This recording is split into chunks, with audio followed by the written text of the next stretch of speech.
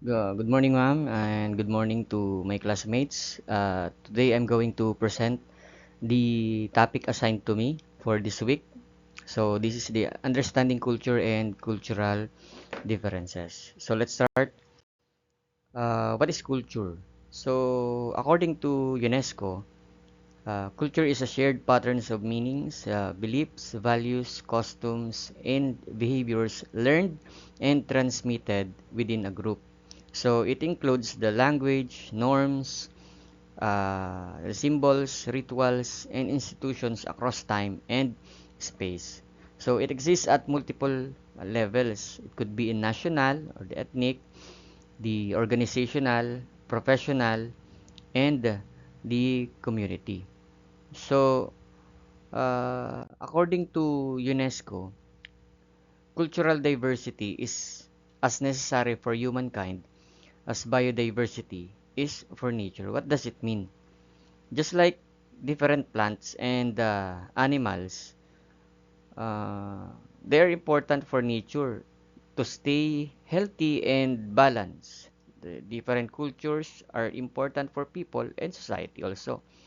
If we only had one kind of culture, life would be less creative, less meaningful, and less able to adapt. So the cultural diversity is our language, traditions, music, food, and beliefs. It keeps humanity strong, rich, and connected. The same way biodiversity keeps the nature alive and thrilling. According to APA, culture is a patterns of meaning and behavior shared by a group reflected in language, values, and practices. It also defines cultural diversity as coexistence of groups or subcultures that differ substantially within a larger society.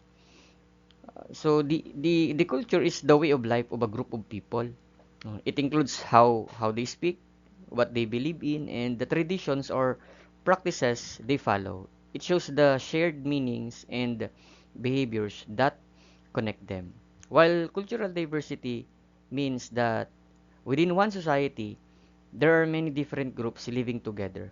These groups may differ in language, religion, food, customs, and traditions, but they all coexist in the same community or country. For example, in our country, the Philippines, we share common culture. Like, for example, the Bayanihan spirit, the respect for elders, and the fiesta. But there is also a cultural diversity because of the many ethno-linguistic groups, such as the Bicolano, Ilocano, Cebuano, Kapampangan, and others.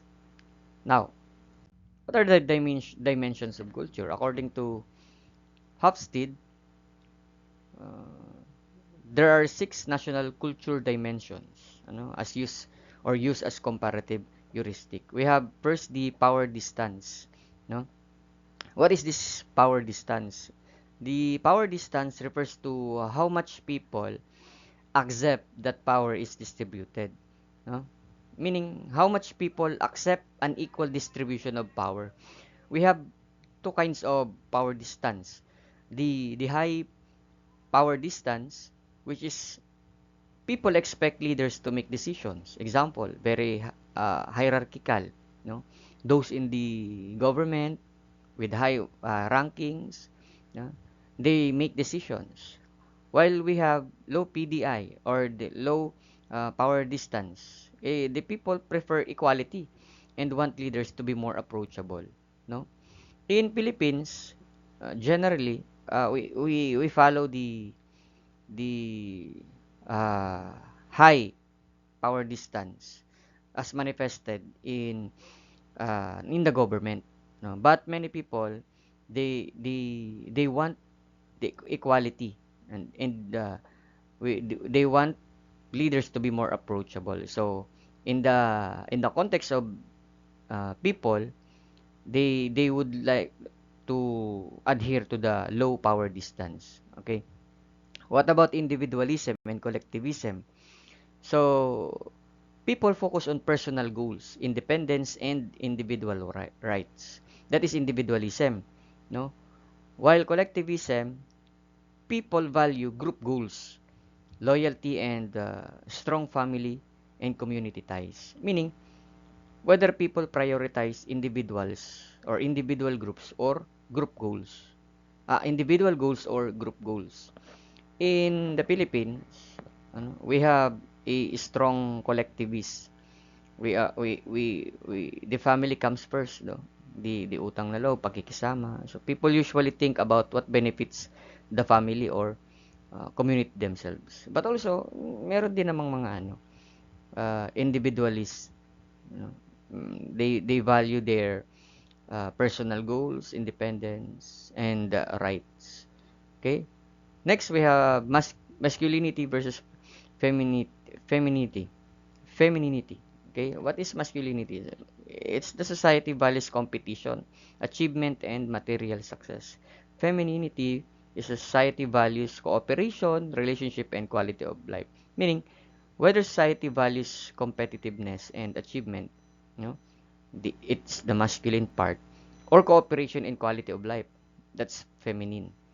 In Philippines, we adhere towards the femininity. The Filipino values close relationships, the bayanihan, no, the community cooperation, and the quality of life over just material success. And we have uncertainty avoidance. What is uncertainty avoidance? It refers to how comfortable people are with ambiguity or change. There is two, there are two uncertainty avoidance. We have the high and low. High uncertainty avoidance prefer strict rules, structure, and planning, while the low uncertainty avoidance is more flexible, which is open to risk and new ideas. Meaning how comfortable people are with ambiguity or change. In the Philippines, no, we have moderate uncertainty avoidance. Filipinos like having clear roles in school and work, but are also resourceful, madiskarte when faced with uncertain situations. Then we have the long-term versus short-term orientation, or the LTO. The long-term focus on perseverance, saving and preparing for the future, while the short-term focus on the tradition, fulfilling social obligation and the immediate result. Meaning whether people focus on long-term planning or short-term result. No? So in the Philippines, we adhere to these principles. The short-term oriented people, they show strong respect for social obligations, for the tradition, though saving for family futures. So education is also valued. The indulgence and restraint, or indulgence versus restraint. What is indulgence? It's the people allow free gratification for or of design, no, desires, like for example fun, leisure, and enjoyment. While restraint, people control desires through strict norms and self-discipline, meaning how much people allow enjoyment of life and leisure. So in the Philippine context, we have we are more on the indulgent side. Filipinos love celebrations, singing, food, and social gatherings. Okay, we also next we have the other frameworks from Swartz and Hall. So what is this Swartz theory of basic human values? So Swartz theory of basic human values says that all people, no matter where they come from, share a set of basic values. These values guide our choices, the behavior, and priorities in life. So the values are arranged in a circle because some values support each other while others may conflict. No? So the Swartz says people everywhere share basic values that guide their lives. So these are grouped into bigger categories, and sometimes values may support or conflict with one another. So there are major value types, of this theory. Okay. One is the openness to change. What is the openness to change? It's curiosity, independence, and creativity. So there are peoples, for example, in our country, many Filipino youth exploring new technologies, diba? We are keep on upgrading, because we are We want changes, we want developments, Opposite of that is number two, conservation. The tradition, security, respect for rules, no? So, as we all know, many of us in the Philippines are conservatives. They value the tradition, they resist on sudden changes. That's why there are bills, proposed bills, uh, which are not yet passed or enacted because of the conflicting principles between the modernists and or liberals and conservatives. Like for example, the divorce bill. Some may say that it is right, it is proper, you know, considering the uh, relationship of wife and husband, which is not working anymore, as opposed to the conservatives, which will say that it is not right, it prohibits or God prohibits the same act. Okay. Next, we have the self enhancement. So the achievement, success, power. So Filipinos strive to finish school. Students strive to finish school for a good job.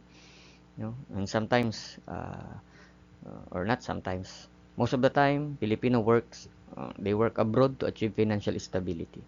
Then we have self-transcendence, helping others, caring for community. That's the Bayanihan spirit. Okay. How about this whole high versus low context communication? This theory explains how people from different cultures communicate and understand messages. High context cultures, people rely a lot on the situation, the gestures, tone, and shared understanding, not just words. No? So, hindi lang yung salita, hindi lang yung mismong sinabi, but also in this context, high context cultures, people rely on the situation, the gesture, shared understanding. Sometimes, sabi nga, it is not what you said, but how you said it. While the low context cultures, people are more direct. They rely mostly on clear, explicit words. Kung ano sinabi mo, siya na yun. Nasabi mo, yun na yun. So, Hall's high versus low context communication explains how culture differs in communication. Again, yung high context communication, they relies on gestures, tone, and shared understanding. The low context communication relies on the clear, direct, and explicit word. Mm. Okay, so the Schwartz theory shows the values we live by. Ano, while the Hall's theory shows the way we communicate those values. Para clear. Okay. Next. Now, why cultural diversity matters? No? So, it drives creativity, innovation, and cultural exchange. It supports social cohesion and sustainable development. As recognized by the United Nations, cultural diversity contributes to inclusive growth and human development. So, uh, Philippine in Philippine settings, the Filipino cuisine is a mix of Malay, Spanish, Chinese, and American influences. Like the pancit, etc. This blending creates unique traditions and innovations. It also supports the social cohesion and sustainable development. For example, the bayanihan spirit, no? Uh, People helping each other in communities shows how diverse groups work together, especially during disasters like typhoons and earthquakes. Now, as recognized by the United Nations, cultural diversity contributes to inclusive growth and human development. Example, indigenous weaving traditions, the tinalak, no, not only preserve heritage but also provide for local communities contributing to development. Okay. Now, let us discuss the evidence on benefits. For example, in education and work. So, diverse teams show gains in creativity, innovation, and problem solving when inclusion is strong. So, Diba? Two heads or more heads is better than or better than one. You know, like for example, in a team, you know, comprises of different backgrounds, different perspective. Uh, it is beneficial to the team to brainstorm or to think for an idea, in solving a group's problem. We also have economic and social gains from inclusions are evident. The simple business case for diversity is mixed and context dependent. And effective diversity policies must reach the most disadvantaged group, not only the already privileged. Okay. Now, let's talk about cultural and historical context of inequality. So, according to Universal Declaration of Human Rights, equal dignity and rights, freedom from discrimination. Everyone has equal dignity and rights and should be free from discrimination. For example, the Constitution, the 1987 Philippine Constitution, guarantees equality before the law, regardless of sex, religion, or social class. No? For instance, the Magna Carta of women, strengthen the women's right. We also have the SDG 10, reduce inequalities within and among countries, the age, sex, disability, race, ethnicity, origin, religion, and other status. So the SDG or Sustainable Development Goal 10 aims to reduce inequalities among people based on age, sex, disability, race, ethnicity, origin, or religion. In Philippine setting, we also have government programs like the PORPIS, Pantawid Pamilya Pilipino Program, which supports poor families to reduce the gaps in education and health access, and many other laws. Then we have the ethnic inequalities persist due to structural factors, differential returns to endowments, and discrimination. So, ethnic inequalities persist due to structural barriers like lack of access to schools or jobs. So, unequal benefits from resources and discrimination. Of course, this also existing and evident in the Philippines. There are indigenous people like the Lumad and Aita. They often have limited access to quality education and healthcare. Now, let's proceed to the common issues and debates. Common issues and debates on cultural diversity. The stereotyping, prejudice and discrimination, disparate treatment versus disparate impact. No? People may judge others based on assumptions about their culture or identity. No? For example, the Muslim in Mindanao, they are sometimes unfairly stereotyped as being linked to conflict, terrorism, even though most are peaceful and law-abiding. The disparate treatment versus disparate impact. Uh, Example is refusing to hire someone because they are from an indigenous group.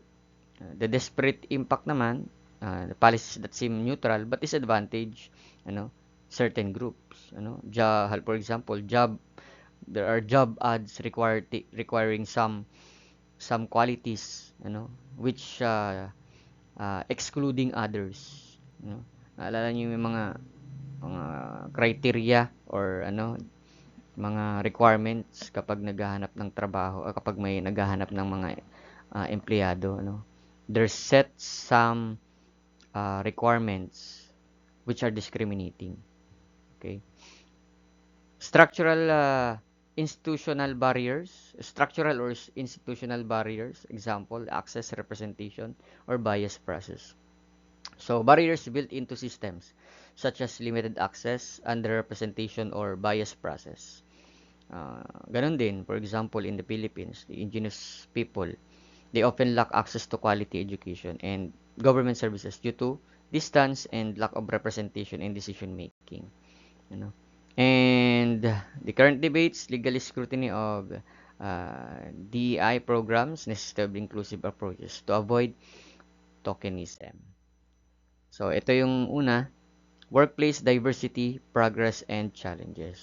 So, the Philippines is leading Southeast, according to PhilStart, in 2025, in their article.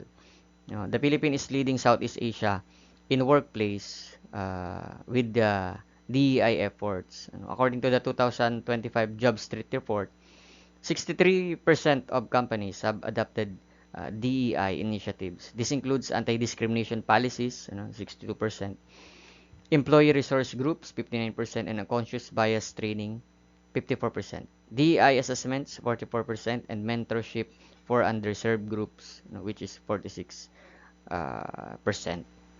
Another is continuation. However, some firms remain hesitant. About 10% say that they won't adopt DEI initiative in the next year due to lack of legal requirements, popularity concerns, or insufficient understanding, according to the same source. While in the article of Imutan, there's also concern that D&I uh, training remain training remains too generic. 70% of middle managers feel current programs don't address cultural nuances, and 65% of employees think they're not sufficient or sufficiently tailored to the Philippine workplace. Another is the lack of legal protections for LGBTQ plus individuals. No? So according to Times, on 2025, despite strong public acceptance and vibrant pride events, the Philippines still lack a national anti-discrimination law protecting LGBTQ plus individuals. The sexual orientation and gender identity expression, or the SOGI bill, Equality Bill, has been reintroduced in Congress for decades but continues to stall amid pushback from conservatives and religious groups. Then we have indigenous peoples, the land rights and cultural erosion. The indigenous communities continue to face ancestral land disposition through development, mining, and infrastructure projects, threatening their cultural identity. Uh, According to World Pulse, many people suffer discrimination, lack of services, and erosion of traditions, highlighting a persistent gap between policy, rhetoric, and groups or ground realities. And number four, cultural bias and stereotypes. So according to an article in Reddit, widespread stereotypes about Filipino traits. So it fuels discrimination and cultural conflict. Accordingly, those posts are plain stereotypes, nitpicking, and prejudice, cultural absolutism. We should try to understand cultural practices of the other groups in their own context. So there's acknowledgement that Philippines natives identify as both Hispanic and indigenous. Layering tensions remains between celebrating heritage and overlooking less dominant cultural identities. So how are we going to address the diversity? No? So they addressing diversity, the right-based approach aligned with Universal Declaration of Human Rights and Anti-Discrimination Law, protect equal dignity and access. So addressing diversity, we have the rights-based approach.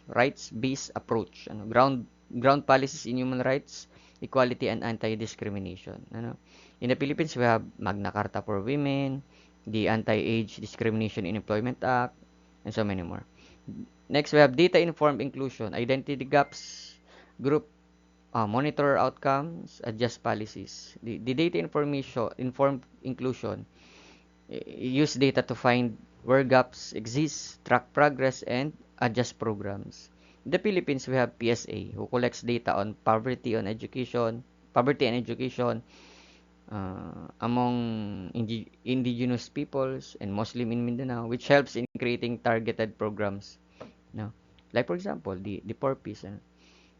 Decontextualize adapt strategies to local culture norms without compromising rights. Contextualization strategies must respect local cultural norms, but without violating rights.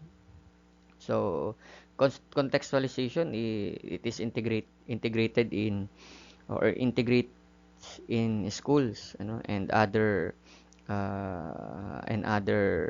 agencies, For example, in DepEd, we are promoting contextualization and localization.